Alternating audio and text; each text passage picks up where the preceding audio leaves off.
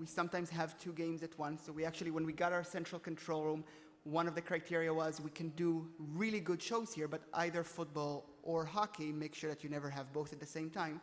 And then sure enough, next season rolled around, they said, well, we really have to do 2 at the same time. And so it really takes a lot of planning, a lot of trying to think about where you put certain staff and what positions you staff, and make sure that you do as much planning ahead of time for graphics and for storylines.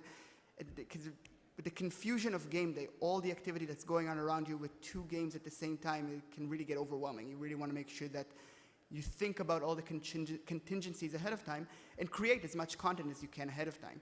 And create all the graphics, create any features, create anything else you wanna do. And then figure out responsibilities. I mean, the control room is nice, but it's not huge. And so which positions really need to get staffed and which positions do not.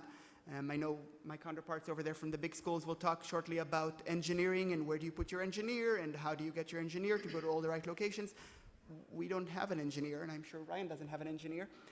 And you just make the best of it. You have to make sure that you or someone on your team is an expert at what's going on and at the setup, and if you have 1 game or 2 games at once, and you just need to make sure that you're aware of the pressure points and where things might go wrong, and make sure that you have solutions in your head should things come up.